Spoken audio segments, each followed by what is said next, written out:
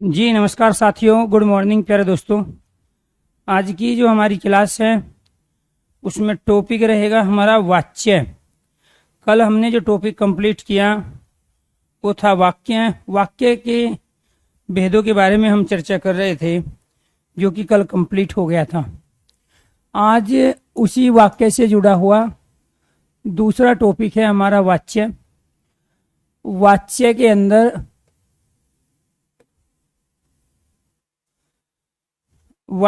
अंदर जो क्वेश्चन पूछे जाते हैं वो वाच्य के भेदों के और साथ प्यारे दोस्तों एक सेंटेंस को दूसरे सेंटेंस में बदलने से संबंधित वाच्य के प्रश्न भी पूछे जाते हैं। वाच्य का जो शाब्दिक अर्थ होता है, वाच्य का शाब्दिक अर्थ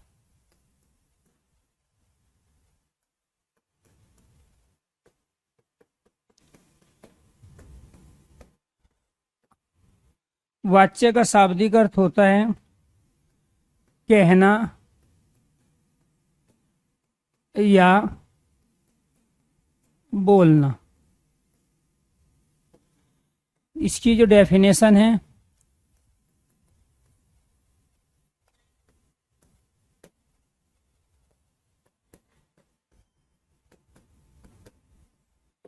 परिभाषा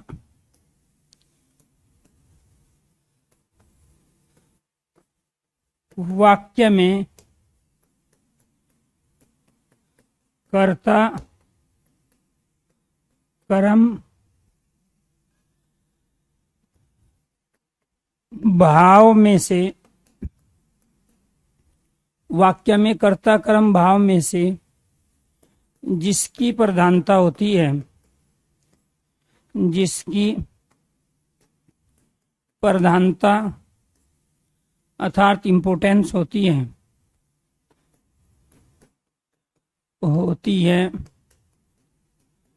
उसे वाच्य कहते हैं। उसे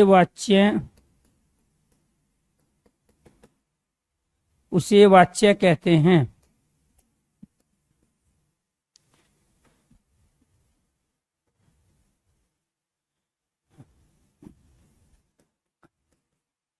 वाक्य में जब क्रिया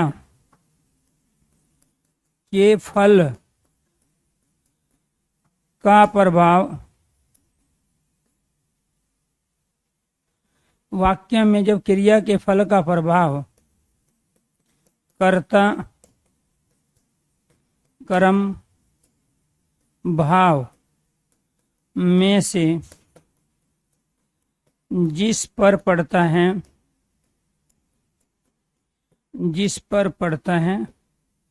वाच्य कहलाता है। ये वाच्य की दो डेफिनेशन आपके सामने हैं। ये तीनों के तीनों सेंटेंस, तीनों के तीनों टॉपिक प्यारे दोस्तों, एक तो हमारा वाक्य है, दूसरा वाच्य है और तीसरा है काल, आपस में एक दूसरे पर डिपेंड है। और इन्हीं वाक्य, वाच्य और काल पर डिपेंड है वर्ती और पक्ष। तो यानी कि आने वाले जो टॉपिक है आपके वो सारे सीक्वेंस में हैं और उसी सीक्वेंस को समझते हुए आपको एक दूसरे से चीजों को जोड़कर इन सारे अवधारणा कॉन्सेप्ट को आपको समझना है। एक पहला प्रश्न बना हमारा वाच्य का शाब्दिक अर्थ। इसका अर्थ होता है कहना और बोलना। इंग्लिश में जो एक्टिव और पैसिव वॉइस आप प्रयोग करते हो, सेम वही कंडीशन, वही चीज हमारी हिंदी में वाच्य के द्वारा होती है। यानी कि जैसे इंग्लिश में आप सेंटेंस को एक्टिव वॉइस को पैसिव, पैसिव को एक्टिव वॉइस में चेंज करते हो, ऐसे ही हम यहाँ पे प्यारे दोस्तों कर्तवाच्य को क्रम में और क्रम को कर्तवाच्य में या भाववाच्य में परिवर्तन करते हैं। ज्यादातर जो सेंटेंस पूछे जाते हैं या प्रश्न जो यहाँ से पूछे जाते हैं वो दिए गए सेंटेंस में वाच्य पूछा जाता है कि ये कर्तवाच्य का है, कर्मवाच्य का है या फिर भाववाच्य का सेंटेंस है। तो अगर मेरी आवाज क्लियर आ रही है और बोर्ड पे लिखी गई सारी चीजें क्लियर हैं, क्योंकि कुछ बच्चे परेशान हो रहे हैं, तो अगर मेरी आवाज क्लियर आ रही है, बोर्ड पे लिखी गई सारी चीजें आपको आपकी स्क्रीन पे क्लियर दिखाई दे रही है, तो आपसे रिक्वेस्ट है आप एक बार ओके कीजिए, यस कीजिए। जी, आप में से कुछ स्टूडेंट एक बार बताइए सारी चीजें ठीक चल रही है? जी, थैंक यू थैंक यू। तो यहाँ दो तो प्रश्न हमारे ये रहे। इसके बाद तीसरा जो हमारा बनता है वो है वाच्य के भेद। वो क्या है?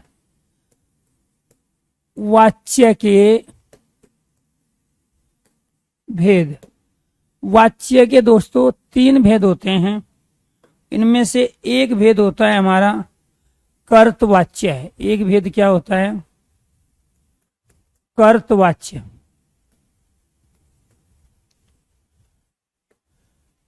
कर्तवाच्य की कंडीशन क्या है? कर्तवाच्य के अंदर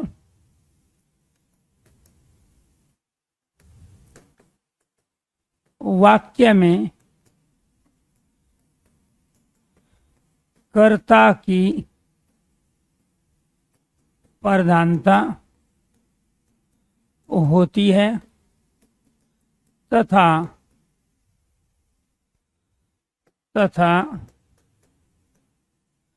क्रिया के फल का प्रभाव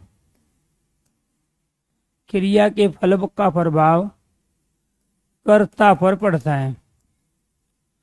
कर्ता पर पड़ता है। ये क्या है हमारा? ये है कर्तवाच्य।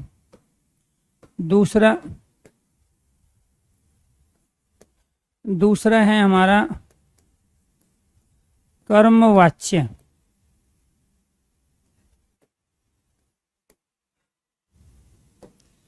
कर्मवाच्य वाक्य में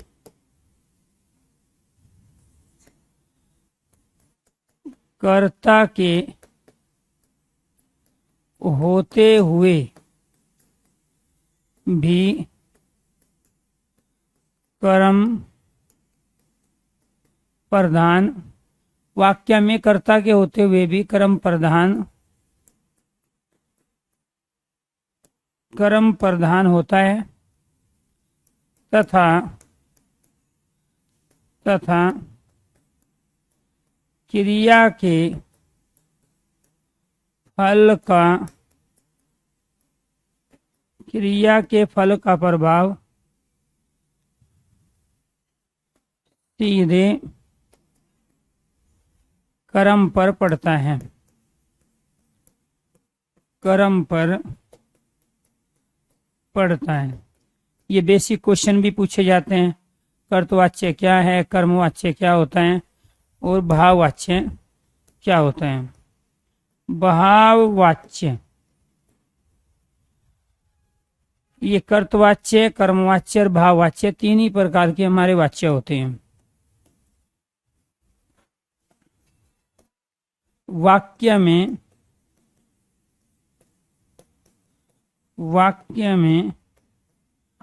क्रिया की प्रधानता होती है तथा क्रिया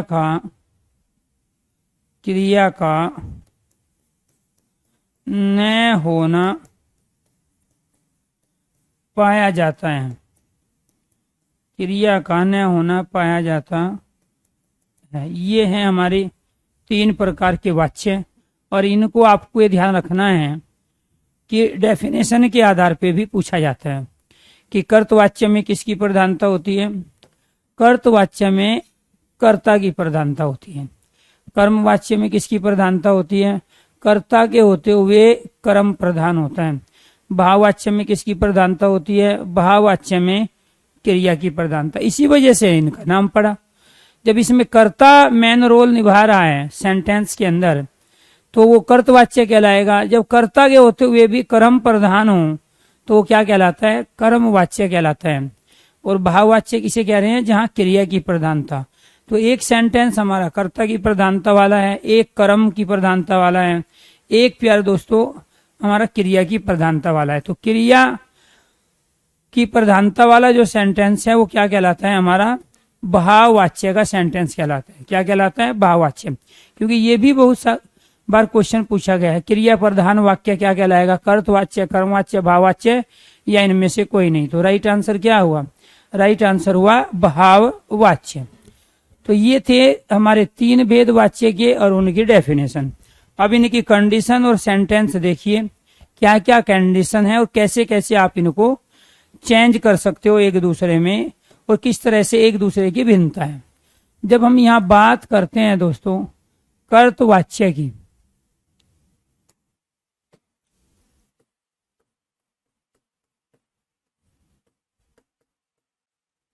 कर्तवाच्य पहला,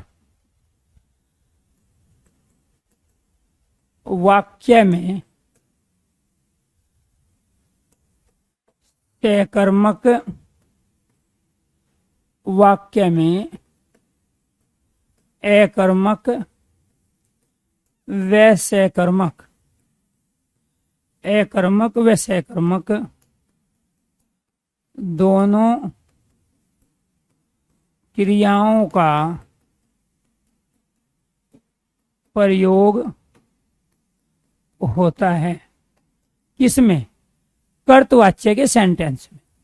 वाक्य में अकर्मक व सकर्मक दोनों क्रियाओं का प्रयोग होता है। वाक्य में कर्ता का लिंग वचन पुरुष, वाक्य में कर्ता का लिंग वचन पुरुष क्रिया, वाक्य में कर्ता का लिंग वचन पुरुष का निर्धारण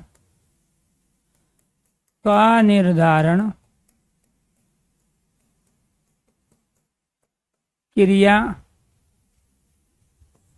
के अनुसार होता है। क्रिया के अनुसार होता है, अर्थात क्रिया के अनुसार कर्ता का पुरुष लिंग वचन निर्धारित किया जाता है। तीसरा, वाक्य में कई बार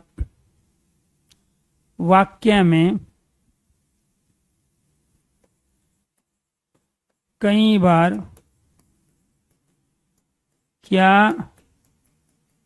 लगाने पर, वाक्य में कई बार क्या लगाने पर उत्तर प्राप्त नहीं होता,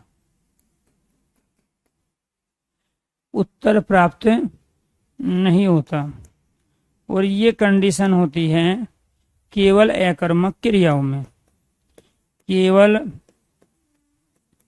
अकर्मक क्रिया के वाक्य में। सकर्मक में तो क्या लगाने पर उत्तर प्राप्त होगा। इसके बाद वाक्य में कर्ता की प्रधानता, वाक्य में कर्ता की प्रधानता होगी। क्रिया का सीधा संबंध,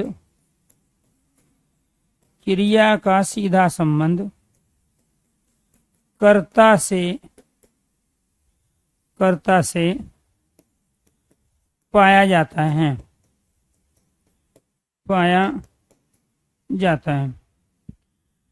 ये 4 कंडीशन है हमारी कर्तवाच्य के सेंटेंस को पहचानने की। तो आपको ये ध्यान रखना है प्यारे दोस्तों कि यहाँ कर्त हमें किसका ज्ञान कराता है? कर्ता का। तो इसका मतलब ये हुआ कि कर्तवाच्य में सारा काम कर्ता के अनुसार होता है। क्रिया का जो लिंग वचन आता है वो भी कर्ता के अनुसार है, या ये कहीं हम क्रिया के अनुसार ही कर्ता का लिंग वचन निर्धारण होता है। दूसरी जो कंडीशन है अकर्मक और सकर्मक दोनों क्रियाओं का प्रयोग कर्तवाच्य में होता है। आप गलती क्या करते हो कि अकर्मक के सारे सेंटेंस तो आप मान लेते हो कर्तवाच्य में, और सकर्मक के सारे सेंटेंस जो मानते हो वो मान लेते हो आप कर्मवाच्य में, जबकि ऐसा नहीं है। कर्तवाच्य के सेंटेंस में अकर्मक और सकर्मक दोनों क्रियाओं का प्रयोग होता है। अब ये अकर्मक और सकर्मक क्रिया क्या होती है?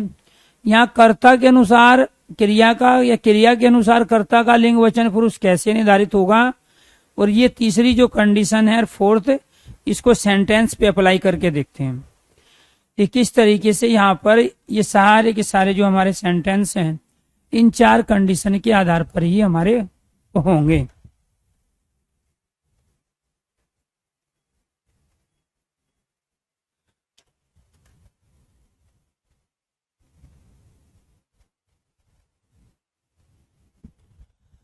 जी, पहला सेंटेंस,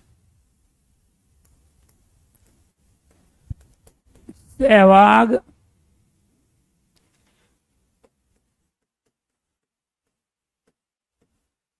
क्रिकेट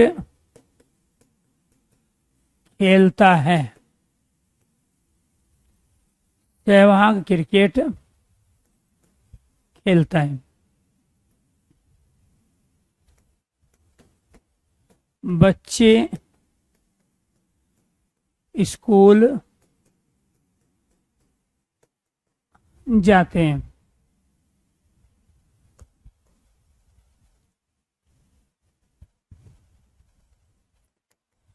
शीला गाना गाती है।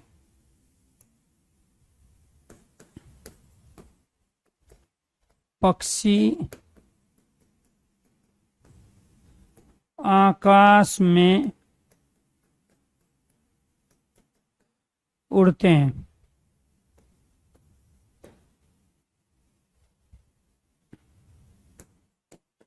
मोर जंगल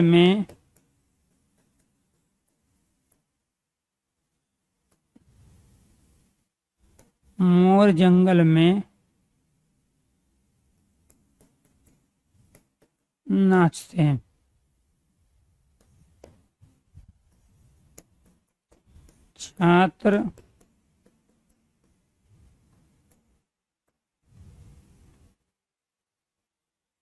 छात्र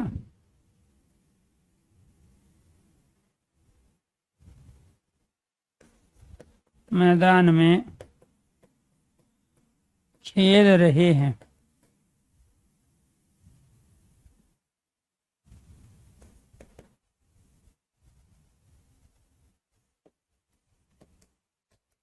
अध्यापक पढ़ा रहे हैं। ये 7 सेंटेंस आपके सामने हैं और इनमें से कोई एक सेंटेंस देके आपसे पूछ लेगा कि ये बताइए इनमें से कौन सा सेंटेंस अकर्मक क्रिया का है, कौन सा सेंटेंस सकर्मक क्रिया का है। एक वाक्य। दूसरा आपको ये ध्यान रखना है, ये हमारा एक तरह का प्रश्न बना। दूसरा, इसमें से कौन सा वाक्य कर्तवाच्य का है, कौन सा कर्मवाच्य का है, कौन सा इनमें से भाववाच्य का है। इसके अलावा तीसरा क्वेश्चन आपसे यहाँ से ये बनता है कि ये बताइए कि इसमें यहाँ कर्ता एक वचन है या बहुवचन है, या क्रिया एक वचन की है या बहुवचन की है। तो यहाँ पे कर्ता की प्रधानता है, कर्म की प्रधानता है, या फिर क्रिया की प्रधानता है। इस तरीके के सारे जो हमारे प्रश्न बनते हैं वो पूछे जा सकते हैं। अब आपको ये ध्यान रखना है कि यहाँ सहवाग क्रिकेट खेलता है, तो यहाँ पर जो ये क्रिया है प्यारे दोस्तों, ये खेलता, ये अपने आप में पुल्लिंग एक वचन है। क्यों? क्योंकि यहाँ सहवाग पुल्लिंग एक वचन है। क्रिकेट जो शब्द है वो तो स्त्रीलिंग है, लेकिन जब क्रिया का लिंग वचन कर्ता के अनुसार आया है तो इसका मतलब ये हुआ कि ये कर्तवाच्य का सेंटेंस हुआ, पहली बात। और दूसरा, चूंकि यहाँ कर्म दिया हुआ है और सकर्मक क्रिया का भी सेंटेंस हुआ, तो ये क्या कहलाया? ये सकर्मक क्रिया वाला सेंटेंस, सकर्मक क्रिया वाला सेंटेंस। और है किसका? ये कर्तवाच्य का। किसका है? जब वाच्य की बात करें, क्योंकि आपको पहला ही नियम बताया गया कर्तवाच्य में कि अकर्मक और सकर्मक दोनों क्रियाओं का प्रयोग होता है। यहाँ पे क्रिकेट क्या है, कर्म है। और जब क्रिकेट कर्म है तो ये सहकर्मक क्रिया का सेंटेंस हुआ, और सहकर्मक क्रिया के सेंटेंस कर्तवाच्य के भी सेंटेंस होते हैं। कर्मवाच्य के तो सारे ही सेंटेंस सहकर्मक क्रिया के, लेकिन कर्तवाच्य में अकर्मक और सहकर्मक दोनों क्रियाओं के ही सेंटेंस पाए जाते हैं। लेकिन ये सेंटेंस प्यारे दोस्तों, जब हम कह रहे हैं सहवाग क्रिकेट खेलता है, ये कर्तवाच्य का क्यों कहलाया, क्योंकि यहाँ क्रिया का जो लिंग वचन है वो कर्ता के अनुसार आया है। और जब क्रिया का लिंग वचन कर्ता के अनुसार आया तो कर्ता की प्रधानता हुई, और कर्ता की प्रधानता वाला हमारा क्या कहलाता है, कर्तवाच्य कहलाता है। क्लियर, वो आपको कंडीशन बताई भी गई। अब मान के चलो इसी को मुझे कर्मवाच्य में परिवर्तित करना है, तो मैं कैसे करूंगा, सहवाग ने क्रिकेट खेली, तो सहवाग ने क्रिकेट खेली, तो ये अपने आप में खेली क्या है, यहाँ पे स्त्रीलिंग, सहवाग क्या है यहाँ पुल्लिंग, तो ये खेली किसके अनुसार आया, क्रिकेट के अनुसार।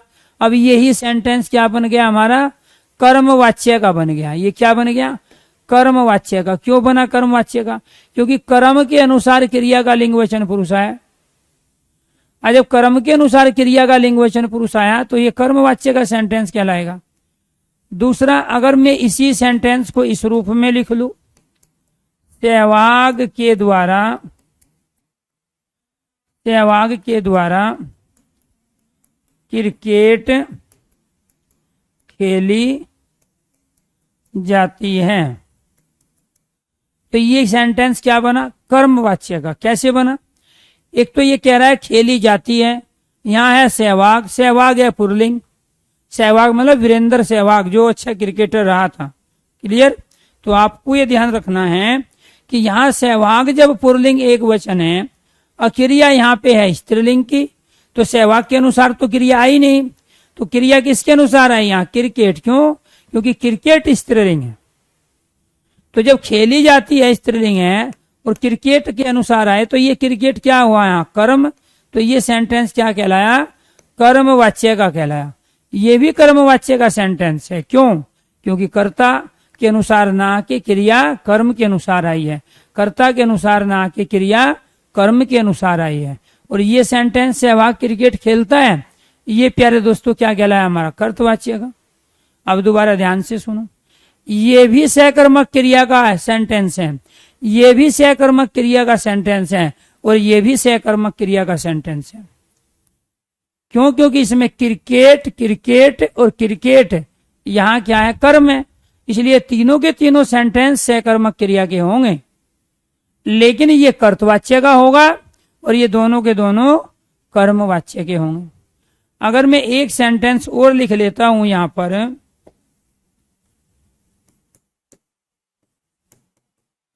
सहवाग से क्रिकेट नहीं खेली जाती,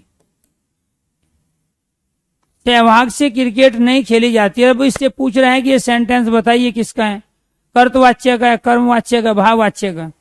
तो यहां आपको ये ध्यान रखना है प्यारे दोस्तों कि इस सेंटेंस के अंतर्गत एक तो इसमें नहीं आया है, जब कार्य का न होना पाया गया तो ये भाववाच्य हो गया, यहाँ क्रिया की प्रधानता हो गई, नहीं खेली जाती। न तो यहाँ कर्ता की प्रधानता है, न यहाँ कर्म क्रिकेट की प्रधानता है, यहाँ प्रधानता किसकी हुई, क्रिया की। तो क्रिया का न होना पाया गया, क्रिया की प्रधानता हुई, इसी वजह से ये वाला सेंटेंस हमारा क्या कहलाया, ये कहलाया भाववाच्य का सेंटेंस। क्या कहलाया, भाववाच्य का। तो हम कैसे पहचानते हैं, अगर प्यारे दोस्तों क्रिया का लिंग वचन आपको ये ध्यान रखना है कर्म के अनुसार निर्धारित हुआ है तो वो कर्मवाच्य कहलाता है। अगर सेंटेंस में कर्ता की प्रधानता है तो कर्तवाच्य कहलाता है, और वहां क्रिया का लिंग वचन कर्ता के अनुसार आता है। अगर सेंटेंस में क्रिया का न होना पाया जाए और कर्ता और कर्म दोनों में से कोई प्रधान ना हो तो फिर वहां क्रिया प्रधान हो जाती है, और क्रिया प्रधान वाले सारे सेंटेंस हमारे भाववाच्य कहलाते हैं। भाई सहवाग से क्रिकेट नहीं खेली जाती तो सेंटेंस में न तो सहवाग का कोई रोल है ज्यादा, न यहाँ क्रिकेट का, क्योंकि क्रिकेट खेली ही नहीं गई। तो जब यहाँ पर आपका प्यारे दोस्तों कर्ता भी और कर्म भी गौण हो गई तो ये क्रिया जो नहीं खेली गई ये महत्वपूर्ण हुई, और जो क्रिया महत्वपूर्ण हुई तो ये क्या कहलाया, भाववाच्य। क्लियर। तो राइट आंसर क्या हुआ, राइट आंसर हुआ आपका ये भाववाच्य। ये दोनों के दोनों क्या कहलाए आपके, कर्मवाच्य। ये क्या कहलाए आपके, कर्मवाच्य। तो दो चीज आपको समझनी पड़ेगी कि कर्मवाच्य के सारे सेंटेंस सकर्मक क्रिया के होते हैं, लेकिन कर्तवाच्य के सेंटेंस सकर्मक और अकर्मक दोनों क्रियाओं के पाए जाते हैं। ये ध्यान आपको रखना है।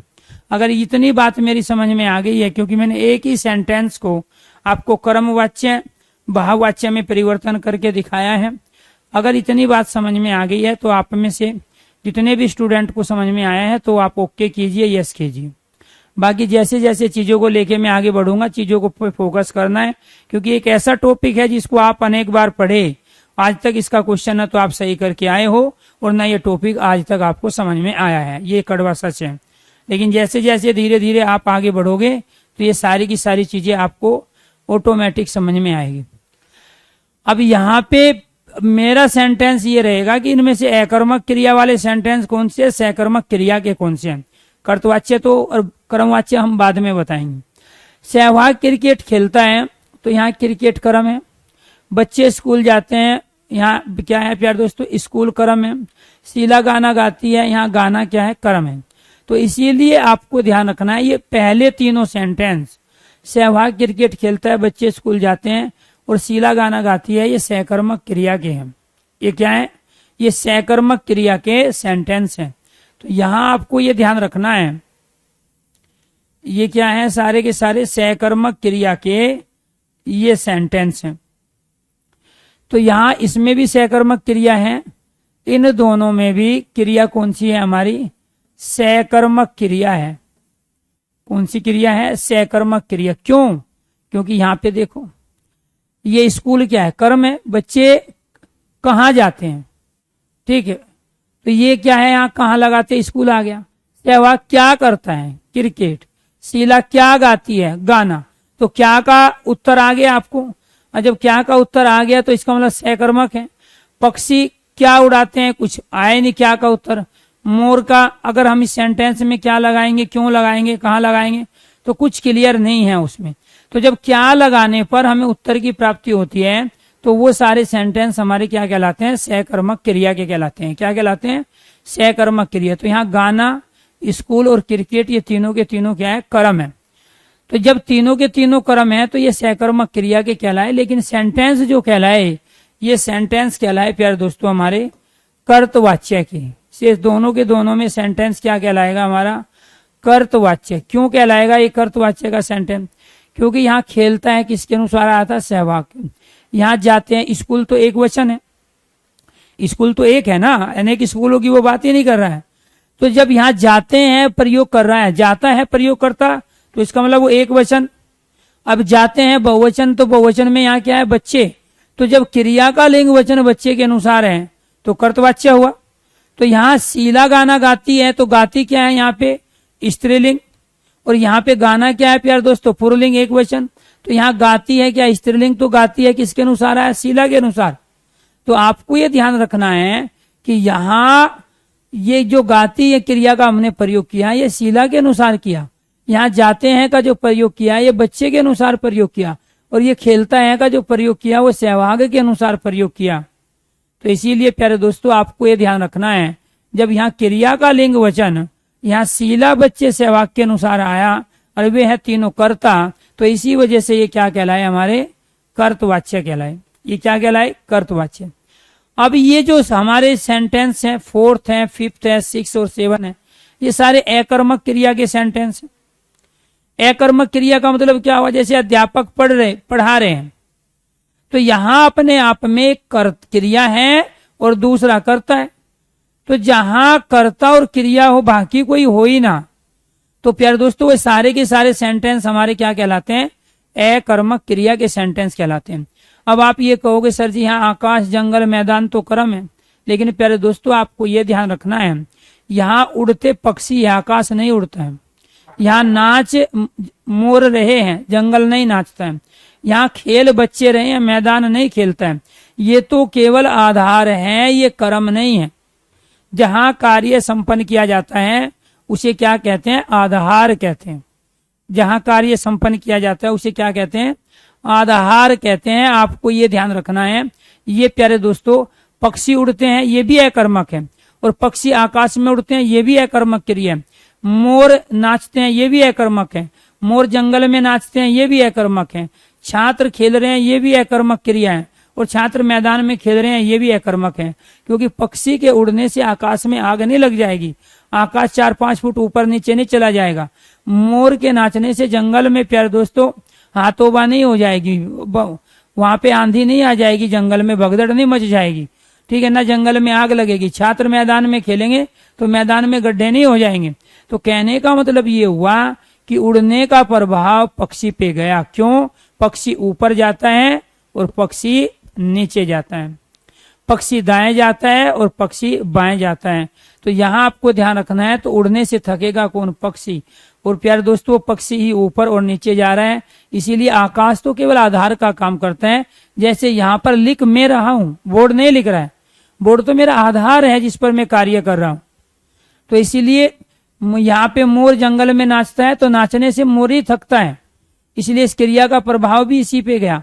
छात्र मैदान में खेल रहे हैं तो खेल कूद रहे हैं, छात्र मैदान नहीं खेल रहा है। तो इसीलिए ये सारे के सारे सेंटेंस हमारे 4 से लेके 7 तक के सेंटेंस अकर्मक क्रिया के सेंटेंस हैं। किसके हैं?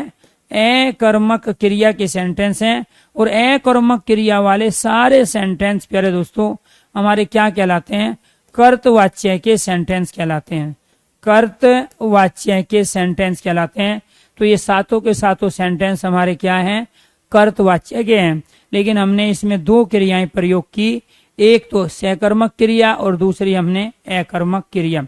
जैसे रोना है, हंसना है, ठीक है, ये सब है, चढ़ना है, उतरना है, ये सब अकर्मक क्रियाएं होती है, क्योंकि ये डायरेक्ट कर्ता से जुड़ी होती है, डायरेक्ट कर्ता के साथ इन्वॉल्व होती है। इनमें कर्म का कोई काम नहीं है। जैसे पीने की क्रिया है, ये सकर्मक होगी। क्यों? पीने के लिए आपको चाय, पानी, कॉफी, दूध, कुछ न कुछ आपको चाहिए, तो वो कर्म पे डिपेंड होगी। लेकिन प्यारे दोस्तों, रोना है, हंसना है, सोना है, ये चढ़ना है, ये सारी की सारी क्रियाएं अकर्मक क्रिया कहलाती है। क्यों? क्योंकि इनका सीधा रिलेशन कर्ता से होता है, बिना कर्ता के ये पॉसिबल नहीं है। प्लस सीधे इनके लिए किसी प्यारे दोस्तों कर्म की आवश्यकता भी नहीं होती। तो यहाँ आपको ध्यान रखना है कि ये अकर्मक क्रिया के सेंटेंस, सकर्मक क्रिया के, और ये सारे के सारे सेंटेंस आपके क्या कहलाए? कर्तवाच्य के कहलाए। अब यहाँ अध्यापक पढ़ा रहे हैं तो अध्यापक यहाँ बहुवचन में प्रयोग किया, ठीक है। छात्र मैदान में खेल रहे हैं, यहाँ बहुवचन में प्रयोग किया। मोर जंगल में नाचते हैं, बहुवचन में प्रयोग किया। पक्षी आकाश में उड़ते हैं, बहुवचन में प्रयोग किया। शीला गाती है, स्त्रीलिंग, यहाँ शीला भी स्त्रीलिंग है। बच्चे स्कूल में जाते हैं, बहुवचन में प्रयोग किया। यानी कि यहाँ पर जो क्रिया का निर्धारण हुआ है वो प्यारे दोस्तों कर्ता के अनुसार हुआ है। तो क्रिया का जो लिंग वचन है वो कर्म के अनुसार नहीं है, बल्कि किसके अनुसार है? कर्ता के अनुसार है। आकाश तो एक है, ठीक है, तो लेकिन फिर भी वो क्या कह रहा है? पक्षी आकाश में उड़ते हैं। जब आकाश एक था तो फिर यहाँ उड़ते क्रिया का प्रयोग क्यों किया? उड़ते तो बहुवचन हुआ। नाचते, खेल रहे हैं, यहाँ जंगल भी एक है, फिर भी यहाँ नाचते का प्रयोग किया। तो यहाँ छात्र मैदान में खेल रहे हैं तो छात्र मैदान में खेलता प्रयोग करता, तब भी वो अकर्मक ही रहता। लेकिन इससे हम ये बताने की कोशिश कर रहे हैं कि क्रिया अपने आप में क्या है? बहुवचन है। आज क्रिया जब बहुवचन है तो यहाँ प्यारे दोस्तों मैदान, जंगल, आकाश, ये तो सब एक वचन है। तो यहाँ जो क्रिया का लिंग वचन आया वो कर्ता के अनुसार आया, और जब क्रिया का लिंग वचन कर्ता के अनुसार होगा वो सारे के सारे क्या कहलाते हैं? हमारे कर्तवाच्य के सेंटेंस कहलाते हैं। अब आ जाइए इधर, यहाँ ध्यान से सुनिए क्या क्या कह रहे हैं। वाक्य में अकर्मक और सकर्मक दोनों क्रियाओं का प्रयोग होता है।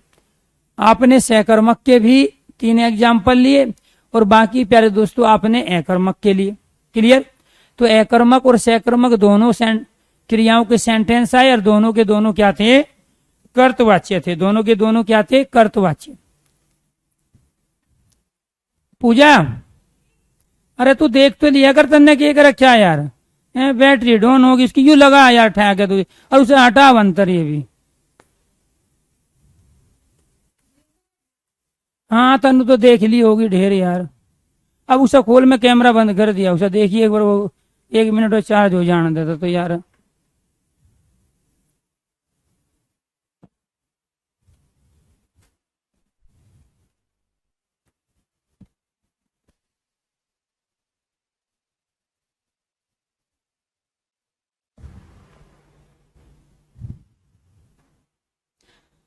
तो आपको ये ध्यान रखना है दोस्तों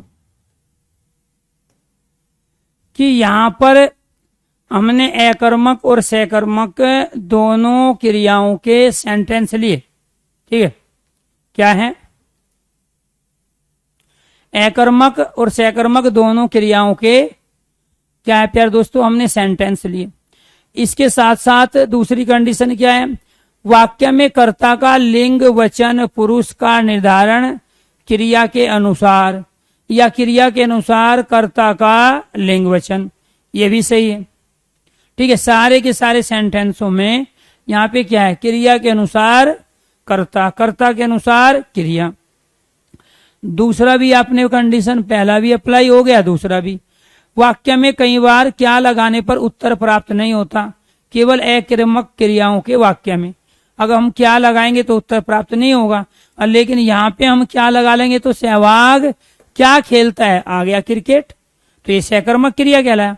बच्चे कहाँ जाते हैं या क्या करते हैं, तो क्या लगाने पे बच्चे स्कूल जाते हैं। तो यहाँ शीला क्या गाती है, तो उत्तर आ गया गाना। तो क्या लगाने पर जब उत्तर मिल रहा है तो सकर्मक क्रिया, और क्या लगाने पर उत्तर नहीं मिल रहा है तो अकर्मक क्रिया। तो यहाँ पे तीसरी भी कंडीशन अप्लाई हुई। वाक्य में कर्ता की प्रधानता होती है और क्रिया का सीधा संबंध कर्ता से पाया जाता है। तो चूंकि जब क्रिया का सीधा संबंध कर्ता से पाया गया, इसी वजह से वो क्या कहलाए? कर्तवाच्य के सेंटेंस कहलाए। और यहाँ ये चारों की चारों कंडीशन इन तमाम सेंटेंसों पे अप्लाई हुई। अगर आपको ये चीजें समझ में आई कर्तवाच्य की, तो आप एक बार ओके कीजिए, यस कीजिए। इसके बाद प्यारे दोस्तों अब समझेंगे हम कर्मवाच्य, और अपने आप चीजें क्लियर हो जाएगी कर्मवाच्य को समझते ही। ठीक है, वो क्या है? कर्मवाच्य। कर्मवाच्य में इनमें अंतर क्या होगा जी, कैसे करेंगे हम? यहां पे देखिए,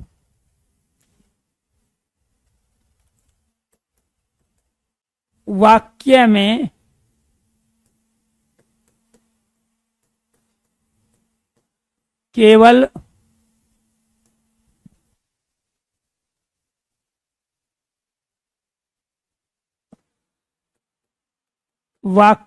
केवल सकर्मक क्रिया का प्रयोग होता है। वाक्य में केवल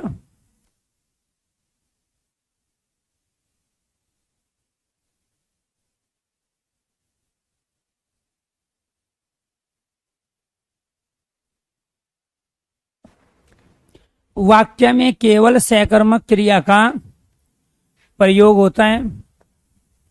दूसरा,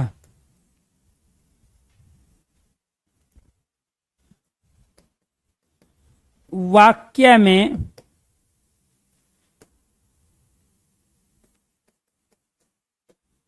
क्रिया का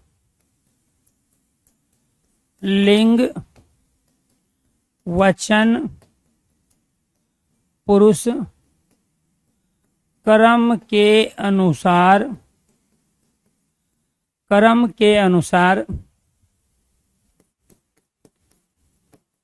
निर्धारित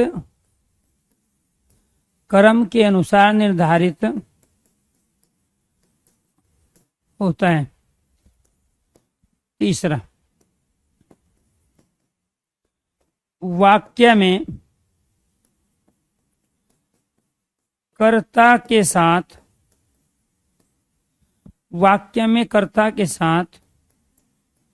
द्वारा के द्वारा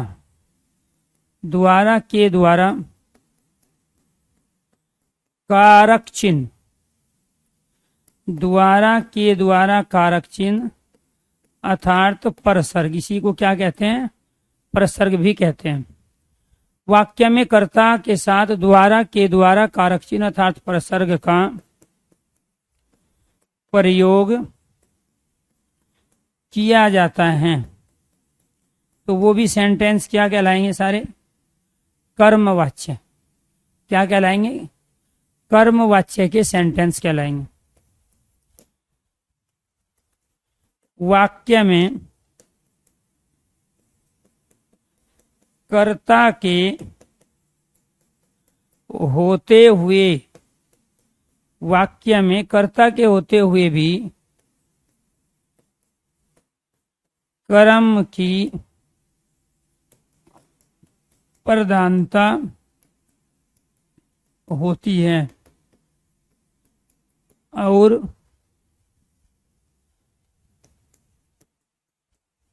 क्रिया के फल का प्रभाव, क्रिया के फल का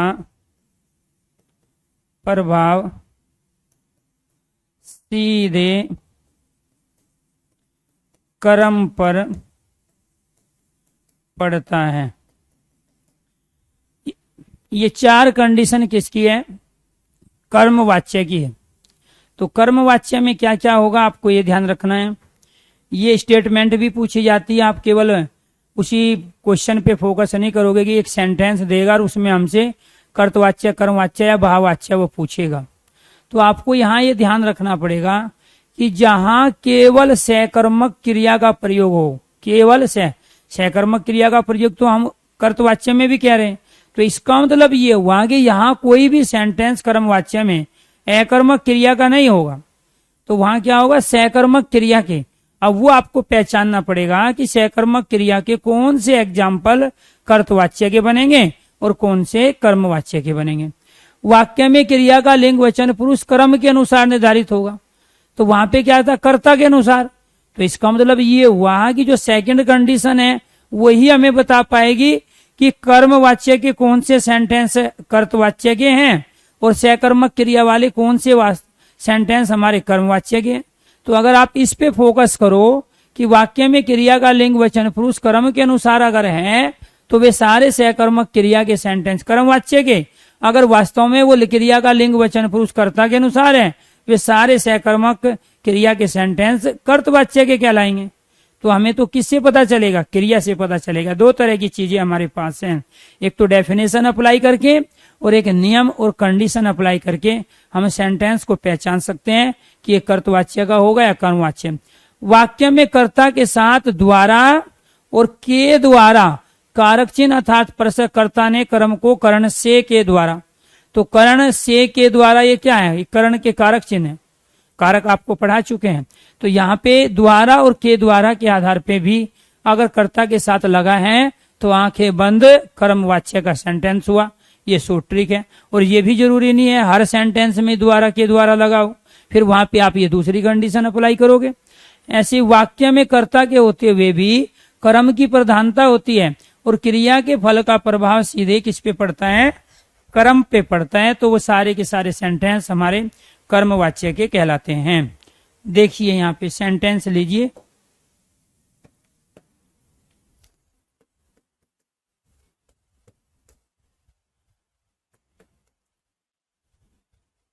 सहवाग के द्वारा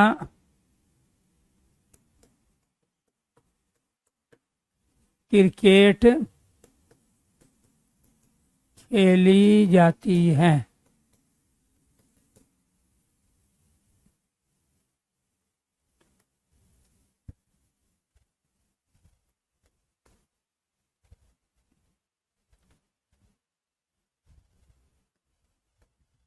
बच्चे आकाश में पतंग उड़ाते हैं।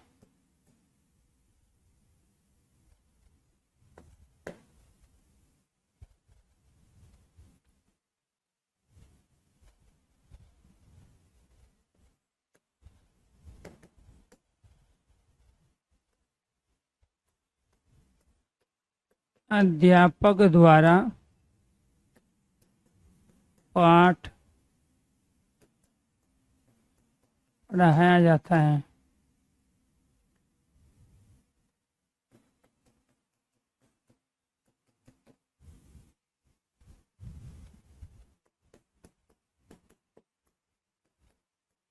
शिक्षक ने पाठ पढ़ाया।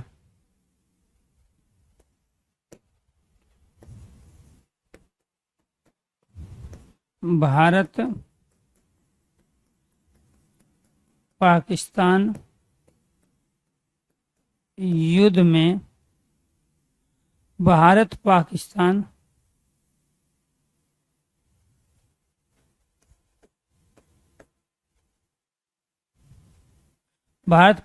युद्ध में हजारों सैनिक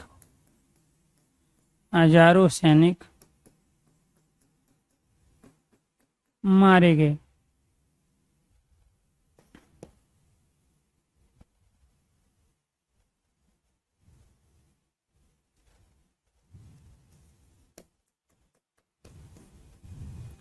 छात्रों ने नृत्य प्रस्तुत किया।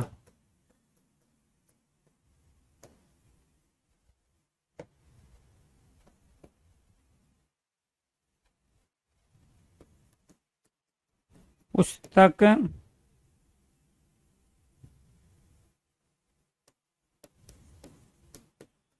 बच्चों द्वारा पढ़ी गई।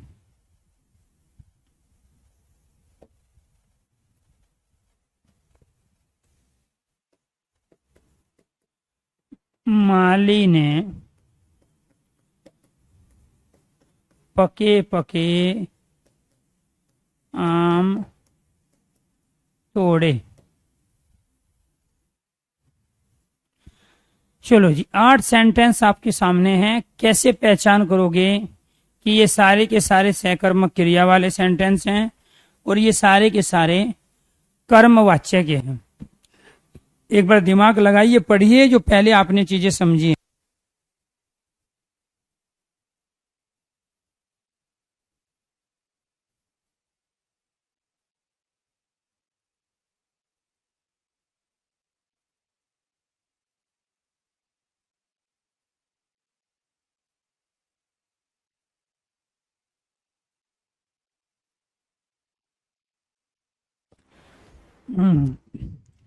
अब देखो, एक से एक विद्वान है आप में भी, ठीक है, बस मौका ही नहीं मिल रहा है। अगर मौका मिल जाए पूरा देश को परिवर्तित कर देंगे। जब आप पैदा नहीं हुए थे, ठीक है, मैं पहले ही बता देता हूँ ये बात मैं क्यों कह रहा हूँ। हरी कह रहे हैं सैनिक शहीद होते हैं सर, सैनिक मारे नहीं जाते हैं, ठीक है। तो इस सेंटेंस में आप ये लिखो, भारत पाकिस्तान युद्ध में हजारों सैनिक शहीद हो गए। तो यहाँ मारे गए का मतलब क्या हुआ? जो चीज नहीं होनी चाहिए थी वो हो गई। मारे गए का मतलब क्या हुआ? नहीं होनी चाहिए थी। अब आपके अंदर इतनी देशभक्ति है, ईमानदारी से इतना जज्बा है कि अगर आपको मौका मिल जाए किसी राज्य का या केंद्र सरकार में, तो आप पूरा सिस्टम ही चेंज कर दोगे। ये सच्चाई है, हम तो कर नहीं पाए, ठीक है। उसका रीजन भी यही है कि जो आदमी को काम करना चाहिए, जो विद्यार्थी जीवन में सैनिक का काम है वो अपना बॉर्डर की हिफाजत करे, ईमानदारी से काम करे। लेकिन जब तक वो काम हमें मिलता नहीं है तब तक हम उसकी कदर करते हैं, जब मिल जाता है तो हम कदर नहीं करते हैं। अब आपको हिंदी अच्छी पढ़ने को मिल रही है तो आप हिंदी ना पढ़ के आप सैनिक मारे गए कि सैनिक शहीद हो गए, वो तो सेंटेंस का भाव है, भक्ति सेंटेंस से थोड़ा ही निकलेगी। भक्ति तो अंदर है, देशभक्ति को पढ़ाया थोड़ा ही जा सकता है। अब आप में से ये कई बार ये भूल जाते हो कि ये देश जब आप पैदा नहीं हुए थे तब भी प्यारे दोस्तों ये विकासशील था। अब आप पैदा भी हो गए, 18 साल के हुए तो भी विकासशील हो रहा है, और जब आप नौकरी में चले जाओगे तब भी ये विकासशील ही रहेगा, ठीक है। ये भी क्या है? विकासशील रहेगा। ऐसा क्यों? क्योंकि आपके होने न होने से इस देश पे कोई असर नहीं पड़ रहा है।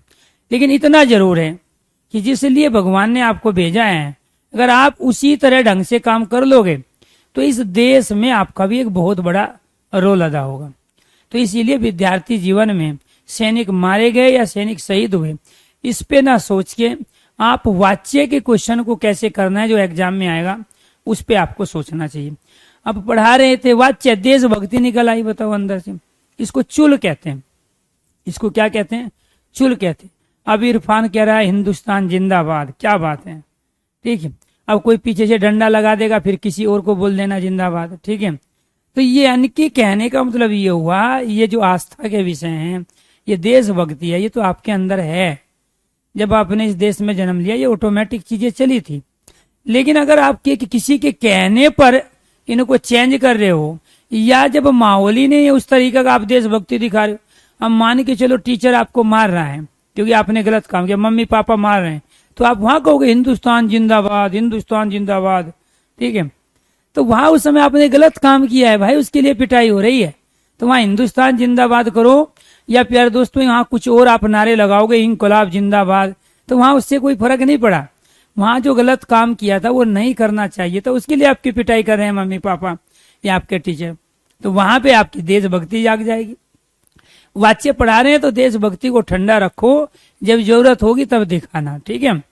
आप में से बहुत सारे लोग हैं जो सुबह से शाम तक 50 काम देश के खिलाफ करते हैं, ठीक है। 50 तरह के आदमियों को आप ठेस पहुंचाते हो, और इसके बाद फिर कह रहे हो कि नहीं हमारे अंदर देशभक्ति कूट कूट के भरी है। देशभक्ति कोई ऐसा विषय है ही नहीं जो कूट कूट के, वो सब में इक्वल होती है, लेकिन वो शोबाजी की चीज हो गई है आजकल, ठीक है, वो नुमाइश की चीज हो गई है।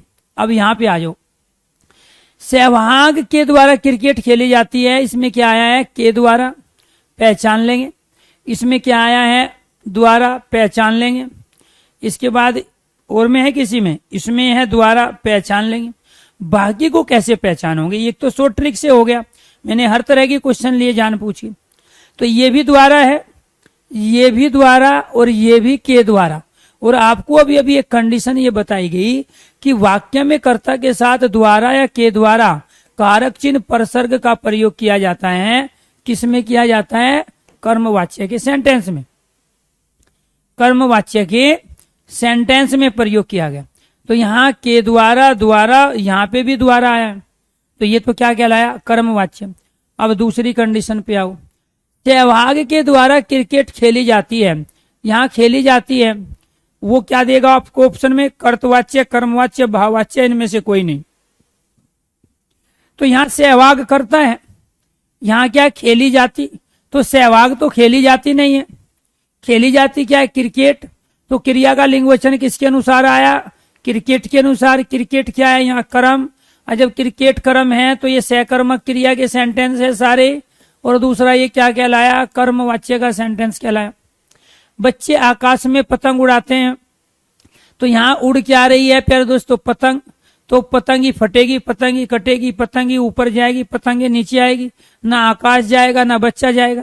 तो क्रिया किसके अनुसार आई? पतंग के अनुसार। पतंग क्या है? यहाँ कर्म। तो ये जब पतंग कर्म है तो क्रिया कर्म के अनुसार है, तो सेंटेंस हो गया आपका कर्मवाच्य का। अध्यापक द्वारा पाठ पढ़ाया जाता है, तो यहाँ एक तो द्वारा आया, द्वारा लगाते ही कर्म ऑटोमेटिक ही मेन भूमिका में आ जाता है, कर्म की इंपोर्टेंस बढ़ जाती है, कर्म महत्वपूर्ण हो जाता है। जैसे घर में कोई एक प्यारे दोस्तों पहले शादी करके लेडी आई, अब वो पुरानी हो गई है, अब एक नई दुल्हन आई, तो नई दुल्हन की इंपोर्टेंस ज्यादा हो जाती है जब तक वो पुरानी ना हो, अर्थात 1 साल 2 साल ना हो जाए उसको, तो वो 1 साल 2 साल तक ही उसकी इंपोर्टेंस है। जब तीसरी आ जाती है तो पहली 2 की वैल्यू खत्म हो जाती है। ऐसे इसमें भी है कि यहाँ कर्ता भी है, यहाँ कर्म भी है, लेकिन जब यहाँ द्वारा प्रयोग कर लिया गया अध्यापक के साथ, तो अध्यापक की वैल्यू कम हो गई और पाठ की वैल्यू गई बढ़। और जब पाठ की वैल्यू बढ़ गई तो पाठ यहाँ प्रधान हो गया और पाठ यहाँ कर्म है, तो अध्यापक द्वारा पाठ पढ़ाया जाता है। तो ये पढ़ाया जाता है क्या है? पाठ। और जब पाठ पढ़ाया जाता है तो पाठ कर्म, तो ये भी सेंटेंस क्या कहलाया हमारा? कर्मवाच्य का सेंटेंस कहलाया। क्लियर? तो पढ़ाया जाता है, क्या पढ़ाया जाता है? क्या लगाने पे उत्तर प्राप्त हो रहा है? सहवाग क्या खेलता है? क्रिकेट। बच्चे आकाश में क्या उड़ाते हैं? पतंग। अध्यापक क्या पढ़ाता है? पाठ। शिक्षिका ने क्या पढ़ाया? पाठ। भारत पाकिस्तान युद्ध में क्या मारे गए? सैनिक। ठीक है। छात्रों ने क्या किया? नृत्य प्रस्तुत किया। बच्चों ने क्या पढ़ी? पुस्तक पढ़ी। ठीक है। माली ने क्या तोड़े? पके पके आम तोड़े। क्या लगाने पर सब में उत्तर मिल रहा है। जब क्या लगाने पर उत्तर मिल जाए तभी तो ये सहकर्मक क्रिया के उदाहरण कहलाए। मैं एक पंथ 2 काज करा रहा हूं आपको। अकर्मक और सकर्मक क्रिया भी बता रहा हूं, कौन से सेंटेंस में कैसे पहचानेंगे। हालांकि वो हमारा अपना अलग टॉपिक है, तो उसको अलग ढंग से पढ़ेंगे। लेकिन यहां पर आपको ये ध्यान रखना है कि ये अपने आप में सारे के सारे कर्मवाच्य के सेंटेंस क्यों बने। शिक्षिका ने पाठ पढ़ाया, पढ़ाया यहाँ पुल्लिंग एक वचन है, शिक्षिका यहाँ स्त्रीलिंग है, क्लियर। लेकिन फिर ये पढ़ाया किसके अनुसार आया, पाठ के अनुसार आया, चैप्टर्स के अनुसार आया, अध्याय के अनुसार आया। शिक्षिका स्त्रीलिंग है और पढ़ाया क्या है प्यार दोस्तों, यहाँ पुल्लिंग है। और जब पुल्लिंग है तो किसके अनुसार आएगा, पाठ के। और जब पाठ के अनुसार आया तो ये क्या कहलाया, ये कहलाएगा कर्मवाच्य। ये क्या कहलाएगा दोस्तों, कर्मवाच्य। भारत पाकिस्तान युद्ध में हजारों सैनिक मारे गए, तो यहाँ मारे क्या गए प्यार दोस्तों, हजारों सैनिक। तो यहाँ भारत पाकिस्तान की इंपोर्टेंस नहीं है, युद्ध की नहीं है, बल्कि हजारों सैनिक की। हजारों सैनिक यहाँ कर्म है, क्योंकि प्यारे दोस्तों आपको ये ध्यान रखना है, यहाँ क्रिया का जो लिंग वचन है मारे गए, तो वो क्या है, हजारों सैनिक। तो ये मारे गए क्या हुआ, हजारों सैनिक। तो यहाँ पे भारत पाकिस्तान तो ये एक ये दो हुए, लेकिन यहाँ भारत पाकिस्तान नहीं मारे गए, मारे कौन गए, हजारों सैनिक। तो क्रिया किससे संबंधित हुई, हजारों सैनिक से। हजारों सैनिक क्या कहलाए, हमारे कर्म। सेंटेंस क्या बन गया, कर्मवाच्य का। छात्रों ने नृत्य प्रस्तुत किया, तो यहाँ छात्र बहुवचन है, यहाँ प्रस्तुत किया एक वचन है, तो किसके अनुसार आई क्रिया, नृत्य के अनुसार। तो नृत्य क्या हो गया, यहाँ कर्म। तो इसी वजह से ये सेंटेंस क्या कहलाए, ये सेंटेंस कहलाए कर्मवाच्य के। पुस्तक बच्चों द्वारा पढ़ी गई, या मैं ये भी कह सकता हूँ बच्चों द्वारा पुस्तक पढ़ी गई, लेकिन मैंने जानबूझ के इसमें पुस्तक को पहले रखा, क्योंकि इस तरीके भी कई बार क्वेश्चन दिए हुए हैं एग्जाम में, वहां आप गलती नहीं करोगे, क्योंकि आप कर्म को कहाँ ढूंढते हो, यहाँ बीच में ढूंढते हो। वो कर्म पहले भी आ सकता है। तो आप बच्चों द्वारा पुस्तक पढ़ी गई तो भी बात सही है, और पुस्तक बच्चों द्वारा पढ़ी गई तो भी बात सही है। बात समझ में आई। तो इसीलिए प्यारे दोस्तों आपको ध्यान रखना है, बच्चों द्वारा पुस्तक पढ़ी गई, तो पढ़ी क्या गई, यहाँ पे पुस्तक। तो ये पढ़ी गई स्त्रीलिंग है, बच्चे तो यहाँ पुल्लिंग भी है, लेकिन यहाँ पे जो पढ़ी गई ये किसके अनुसार आया, पुस्तक के अनुसार। तो ये भी क्या सेंटेंस है, हमारा कर्मवाच्य का सेंटेंस है। तो ये सकर्मक क्रिया के तो सारे ही हैं, लेकिन ये सारे क्या है प्यारे दोस्तों, कर्मवाच्य। माली ने पके पके आम तोड़े, तो माली ने अपने आप को तो तोड़ा नहीं, माली तो वहां एक है, तोड़े यहाँ बहुवचन है, तो बहुवचन में क्या है, यहाँ पके पके आम। तो इसीलिए तोड़ने का प्रभाव किस पे पड़ा, पके पके आम का कच्चा छोड़ रहा है। तो इसीलिए प्यारे दोस्तों ये भी क्या कहलाया हमारा, ये भी कर्मवाच्य के सेंटेंस कहलाए। क्या कहलाए, ये कर्मवाच्य के सेंटेंस कहलाए। क्लियर। तो ये क्या था, आपके सारे के सारे आठों के आठों कर्मवाच्य के सेंटेंस थे।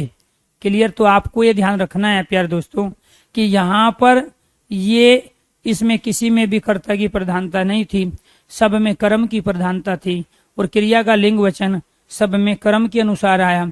इसीलिए हमने यहाँ पे सारी कंडीशन अप्लाई की। वाक्य में केवल सकर्मक क्रिया का प्रयोग होता है, सारे के सारे सेंटेंस सकर्मक क्रिया वाले थे। वाक्य में क्रिया का लिंग वचन पुरुष कर्म के अनुसार निर्धारित होता है। किसके अनुसार निर्धारित होता है, कर्म के अनुसार निर्धारित हुआ, इसीलिए सारे के सारे क्या कहलाए, हमारे कर्मवाच्य। इसके बाद वाक्य में कर्ता के साथ द्वारा के द्वारा कारक चिन्ह अर्थात प्रसर्ग का प्रयोग किया जाता है, तो भी वो क्या कहलाता है, कर्मवाच्य। वाक्य में कर्ता के होते हुए सब में कर्ता था, हर सेंटेंस में कर्ता था, कर्ता के होते हुए भी कर्म की प्रधानता होती है, और क्रिया के फल का प्रभाव सीधे कर्म पे पड़ता है।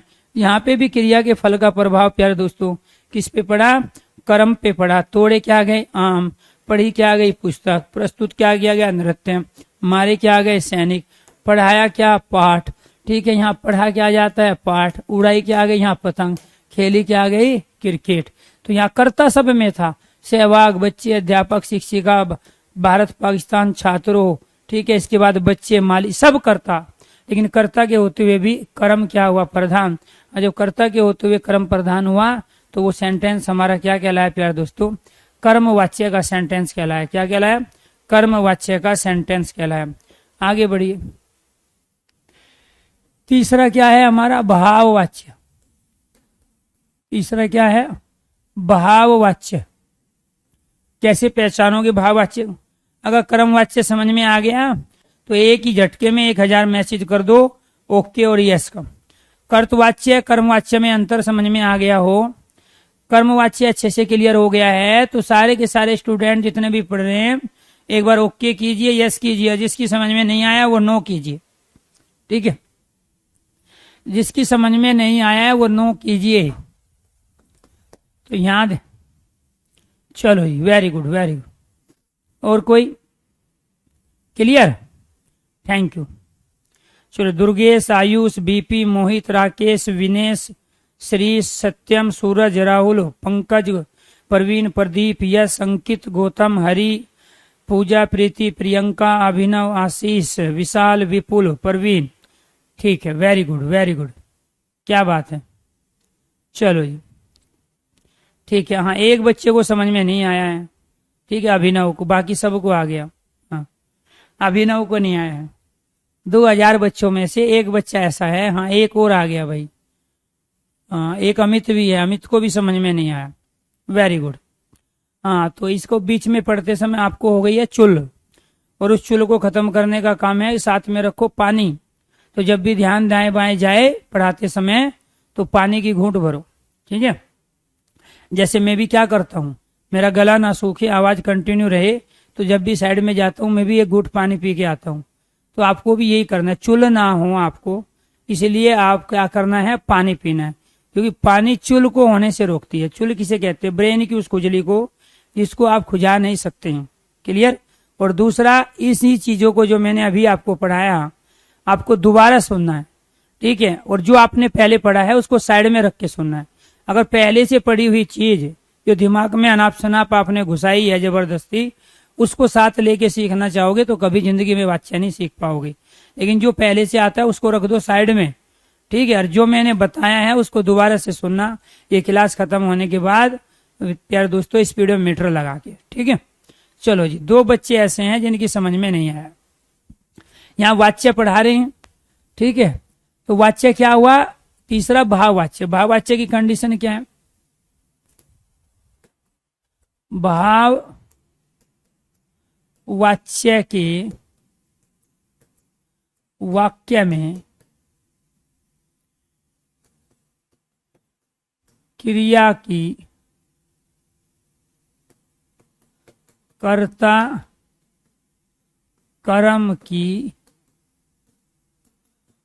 प्रधानता न होकर, कर्ता कर्म की प्रधानता न होकर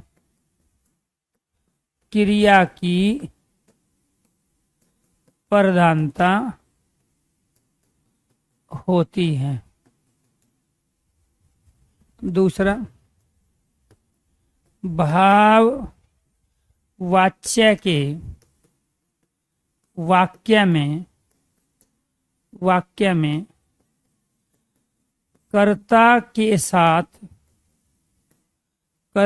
साथ ते कारक चिन्ह,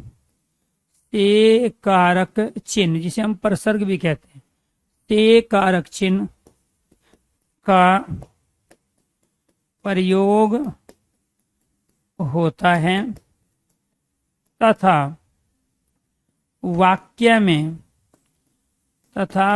में निषेधात्मक शब्द, वाक्य में निषेधात्मक शब्द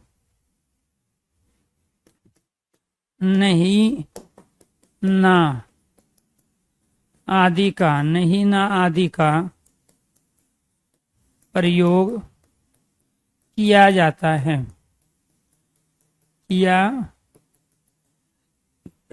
है।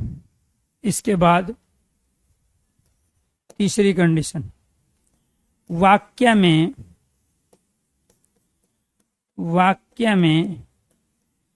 क्रिया का न होना, वाक्य में क्रिया का न होना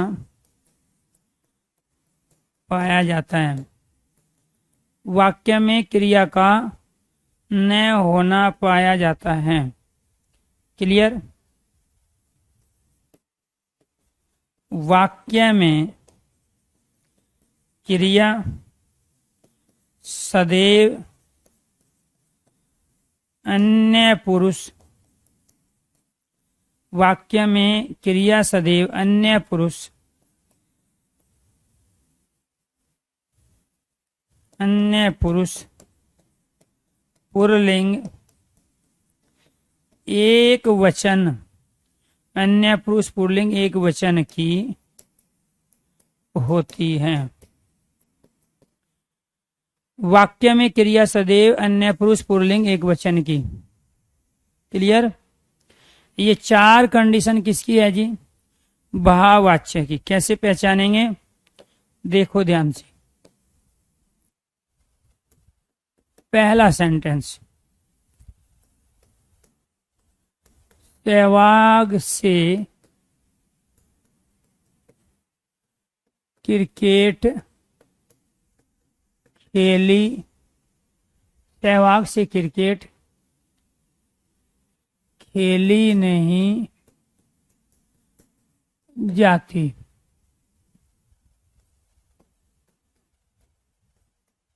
दादी जी से कहानी नहीं सुनाई जाती।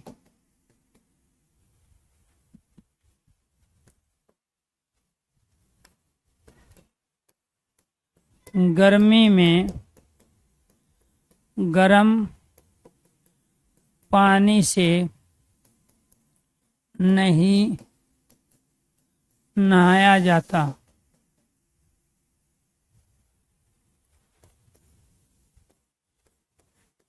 मेरे से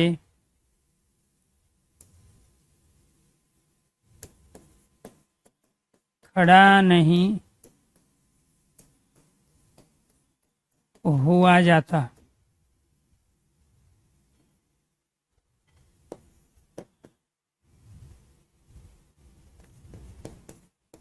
आपसे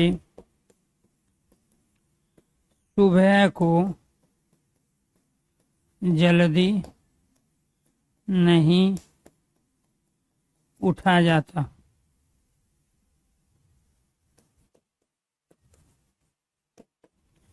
बच्चों से लिखा नहीं जाता।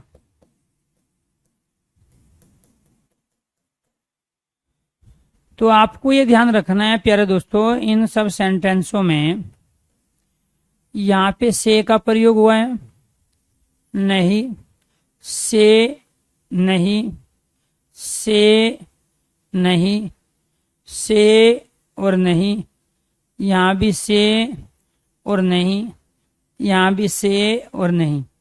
यही इसकी जबरदस्त पहचान है। कर्ता के साथ जब से कारक चिन्ह का प्रयोग किया जाता है और सेंटेंस में क्रिया का न होना पाया जाता है, तो वे सारे के सारे सेंटेंस दुनिया के भाववाच्य के कहलाते हैं। किसके कहलाते हैं? भाववाच्य के। तो आपको ये ध्यान रखना है प्यारे दोस्तों कि यहाँ बच्चों से आ गया, यहाँ पे नहीं भी आ गया, कार्य का न होना पाया, बच्चों से लिखा नहीं जाता। तो ये क्या है? यहाँ क्रिया की प्रधानता हुई। यहाँ कर्ता भी था बच्चे, यहाँ लिखा कर्म भी था, लेकिन यहाँ प्रधानता किसकी है? क्रिया की। तो यहाँ कर्ता कर्म के होते हुए भी जहाँ क्रिया की प्रधानता हो वो भाववाच्य के सेंटेंस है। क्लियर? दूसरा आपको ये ध्यान रखना है, यहाँ जाता जाता जाता जाता जाती जाती का प्रयोग है। इसके बाद ज्यादातर भाववाच्य के सेंटेंस में जो सहायक क्रिया है ना, है, हो, हूं, उनका प्रयोग कभी नहीं होता। तो जब यहां पर है, हो, हूं का प्रयोग ना हो तो समझ लो भाववाच्य का सेंटेंस होने की पूरी पॉसिबिलिटी है। दूसरी चीज आपको ये ध्यान रखना है प्यारे दोस्तों कि यहां पे जो कंडीशन हमने अप्लाई की वो यही चारों की चारों कंडीशन अप्लाई की। भाववाच्य के वाक्य में कर्ता कर्म की प्रधानता न होकर क्रिया की प्रधानता होती है, और क्रिया की प्रधानता वाले वाक्य सारे के सारे भाववाच्य के कहलाते हैं। भाववाच्य के वाक्य में कर्ता के साथ से कारक चिन्ह सब में प्रयोग होता है। भाववाच्य में कर्ता के साथ से कारक चिन्ह का प्रयोग होता है, तथा वाक्य में निषेधात्मक शब्द जो क्रिया को होने से रोकता है, नहीं, ना आदि, न, ना, नहीं, मत, मना करना, निषेध, ये तमाम शब्दों का प्रयोग हम करते हैं। वाक्य में क्रिया का न होना पाया जाता है, अर्थात कार्य होता ही नहीं है। वाक्य भाववाच्य में कार्य को होने से मना करता है निषेधात्मक शब्द, और जब वो मना करता है तभी वो क्रिया बनती है। अन्य पुरुष पुरलिंग एक वचन की क्रिया बन जाती है। तो ये सारे के सारे क्या थे हमारे, ये भाववाच्य के सेंटेंस थे। ये किसके सेंटेंस थे प्यारे दोस्तों, भाववाच्य के सेंटेंस थे। अब आपको क्या करना है, अब आपको इम्प्लीमेंट करना है जो चीज आपने सीखी उन सब पर क्या करना है, आपको इम्प्लीमेंट करना है सारी चीजों को।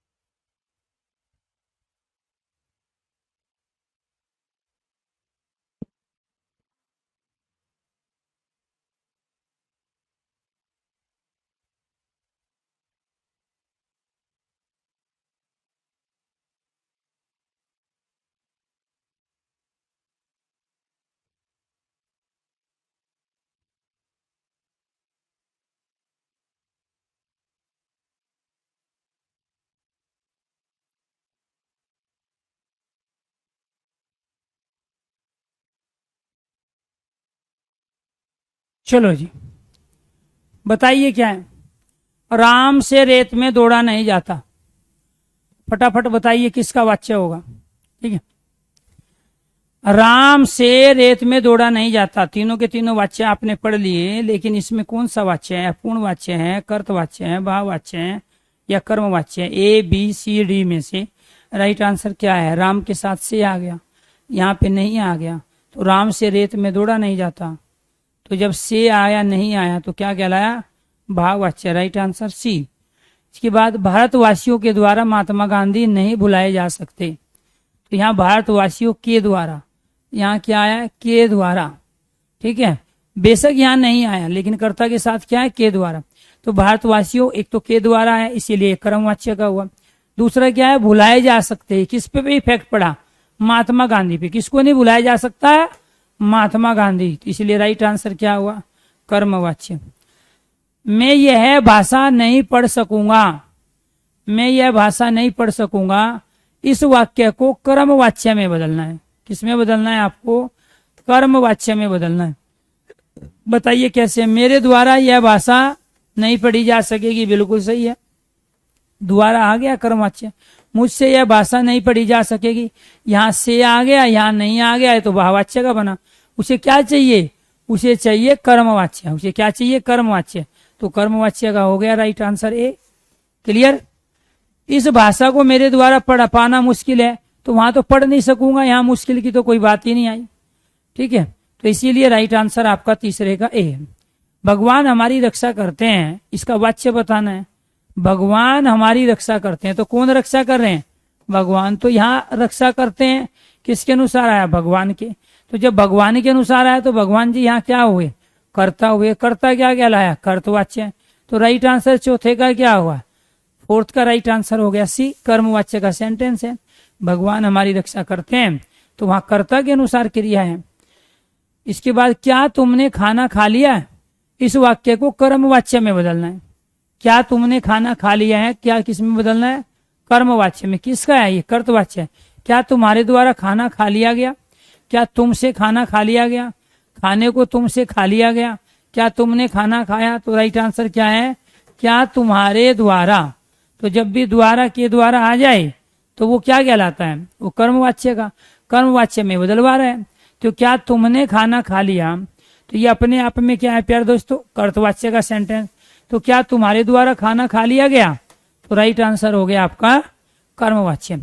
नानी के द्वारा कहानी सुनाई गई, तो जब यहाँ नानी के द्वारा कहानी सुनाई गई, के द्वारा आ गया, और यहाँ सुनाई गई, और नानी से कहानी नहीं सुनाई गई, ये भाववाच्य बन जाएगा। और नानी कहानी सुनाई, ये कर्तवाच्य बन जाएगा। तो यहाँ क्या हुआ, ये प्यारे दोस्तों कर्म की प्रधानता हुई। सुनाई गई किसके अनुसार आया, कहानी, तो यहाँ के द्वारा आया, के द्वारा लगते ही कर्मवाच्य। भी गायिका द्वारा गीत गाया जा रहा है, जब गायिका द्वारा गाया जा रहा है तो कर्मवाच्य हुआ, द्वारा आ गया। ठीक है, तो इसको किस में बदलवा रहा है? कर्तवाच्य में। किस में बदलवा रहा है? कर्त में। कर्ता की प्रधानता बना दो, द्वारा हटाओ, अपने आप में कर्तवाच्य में बदल जाएगा। गीत को गायिका द्वारा गाया जा रहा है, गायिका ने गीत गाया, गायिका से गीत गाया गया, गायिका गीत गा रही है, तो राइट आंसर क्या हुआ प्यारे दोस्तों? तो यहाँ पे एक तो क्रिया नहीं बदलनी चाहिए, कभी भी ध्यान रखना है आपको। यहाँ पे जो क्रिया है वो क्रिया रहा रही में है, तो क्रिया वही रहेगी। ठीक है, तो गायिका ने गीत गाया, तो यहाँ जब गायिका ने गीत गाया प्यारे दोस्तों, तो यहाँ तो गीत की प्रधानता हुई। ये तो कर्मवाच्य का सेंटेंस बना, ये भी कर्मवाच्य का, इसको तो कर्तवाच्य, गायिका गीत गा रही है, तो राइट आंसर क्या है? ये रही है गायिका, गीत तो यहाँ पुल्लिंग है, राइट आंसर क्या हुआ? राइट आंसर गायिका गीत गा रही है, राइट आंसर है प्यारे दोस्तों डी, कर्तवाच्य हुआ। अब मुझसे चला नहीं जाता, तो यहाँ क्या आया है? से आया है, क्योंकि आपसे तो नहीं चलाया, नहीं भी आया है, जाता पुल्लिंग एक वचन, तो से और नहीं दोनों का प्रयोग है। जब से और नहीं दोनों का प्रयोग हो जाए तो वो क्या कहलाता है? वो भाववाच्य कहलाता है। क्या कहलाता है? भाववाच्य। पक्षी से उड़ा गया, तो इस वाक्य में कर्तवाच्य में बदलो इसको, पक्षी से, क्योंकि से लगाने पे उड़ने की प्रधानता कर दी। पक्षी के द्वारा उड़ा जाता है, कर्मवाच्य। पक्षी उड़ रहा है, पक्षी उड़ा, उड़ने का कार्य पक्षी द्वारा किया गया, ये भी नहीं है, पक्षी उड़ रहा है, तो ये क्या है प्यारे दोस्तों? ये यहाँ कर्मवाच्य का सेंटेंस है। क्लियर? पक्षी द्वारा उड़ा जाता है, ये कर्म का है, ये क्या है? कर्तवाच्य है। तो कर्त आपसे पूछ रहा है, तो पक्षी उड़ रहा है, तो ये क्या हुआ प्यारे दोस्तों? आपका कर्मवाच्य। राइट आंसर है आपका बी। पुलिस के द्वारा डाकू पकड़ा गया, तो ये पुलिस के द्वारा डाकू पकड़ा गया क्या कहला है? कर्मवाच्य। क्यों? क्योंकि के द्वारा आया, पकड़ा कौन गया? डाकू। तो पकड़ा क्या है? डाकू। तो यहाँ कर्ता पुलिस है, लेकिन पकड़ा क्या आ गया? क्रिया किसके अनुसार आई है? डाकू के अनुसार। तो हमने इन दोनों कंडीशन से बताया कि ये किसका सेंटेंस हुआ? ये सेंटेंस हुआ प्यारे दोस्तों हमारा कर्मवाच्य का। किस में बदलना है? कर्तवाच्य में बदलना है। पुलिस से डाकू पकड़ा गया, पुलिस को डाकू ने पकड़ा, पुलिस ने पकड़ा डाकू को, पुलिस ने डाकू को पकड़ा। राइट आंसर क्या है? पुलिस ने डाकू को पकड़ा। तो राइट आंसर क्या हुआ? डी, पुलिस ने डाकू को पकड़ा। तो ये आपको ध्यान रखना है। तो राइट आंसर क्या है? पुलिस ने डाकू को पकड़ा। रमेश के द्वारा सब्जी खरीदी जा रही है, तो जब रमेश के द्वारा सब्जी खरीदी जा रही है तो के द्वारा आ गया, के द्वारा है तो कर्मवाच्य हुआ। ठीक है, किस में बदलवा रहा है? कर्तवाच्य में बदलवा रहा है। तो कैसे बदलेंगे? रमेश सब्जी खरीद रहा है, ठीक है, रमेश ने सब्जी खरीदी, सब्जी रमेश के द्वारा खरीदी गई, रमेश सब्जी खरीद रहा है। तो यहाँ जब रही थी आया, तो यहाँ रहा था कैसे कर लेंगे हम प्रयोग? ठीक है, तो ये आपको ध्यान रखना है प्यारे दोस्तों, क्योंकि यहाँ जो खरीद शब्द है, ठीक है, तो रमेश सब्जी खरीद रहा है, तो यहाँ रमेश सब्जी खरीद रहा है, तो इसमें यहाँ सब्जी कर्म हुआ और ये यहाँ कर्ता हुआ। रमेश सब्जी खरीद रहा है, था, तो इसमें था थे थी, यहाँ क्या है? ये होगा नहीं है। तो राइट आंसर क्या हुआ? भूतकाल की क्रिया को भूतकाल में रखोगे, वर्तमान की क्रिया को वर्तमान में रखोगे। तो ये क्या है? ये वर्तमान की क्रिया। सेंटेंस क्या है हमारा? भूतकाल का, तो उसको भूतकाल में रखोगे। तो यहाँ था के स्थान पे आप क्रिया का प्रयोग नहीं कर दोगे, रहा है, तो ये जो रहा है तो क्या होगा? रहा था, रमेश सब्जी खरीद रहा था। भूतकाल के सेंटेंस को भूतकाल में बदलोगे, वर्तमान का है तो उसको वर्तमान में ही बदलोगे। क्लियर? चलो जी, आज के लिए इतना ही। बाकी जो है इसके टॉपिक की प्रैक्टिस करवाएंगे काल के बाद। ठीक है, इसमें वाक्य के, वाच्य के और काल के, इनके तीनों की प्रैक्टिस एक साथ करवाएंगे कुछ क्वेश्चन की। बाकी पीडीएफ आपके पास है, कॉन्सेप्ट आपको क्लियर हो चुका है, आप अपने से भी इन चीजों की प्रैक्टिस कर सकते हो। कल एक नया टॉपिक होगा और वो टॉपिक क्या है प्यारे दोस्तों?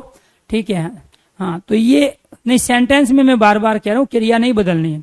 क्रिया का मतलब ये है, वर्तमान की है तो वर्तमान में रखोगे, भूतकाल की है भूतकाल में, और भविष्यत काल की है भविष्यत काल में। तो कल का जो टॉपिक रहेगा वो रहेगा हमारा काल। तो आने वाली 2 से 3 क्लास जो चलेगी वो काल की चलेगी। ठीक है, उसके बाद में फिर लिंग वचन है, सारे टॉपिक हमारे अपने सीक्वेंस में है और उसके बारे में आपको हम पहले ही बता चुके हैं। तो दोस्तों आज के लिए इतना ही, बाकी हम कल लेंगे एक नया टॉपिक काल। थैंक यू, धन्यवाद।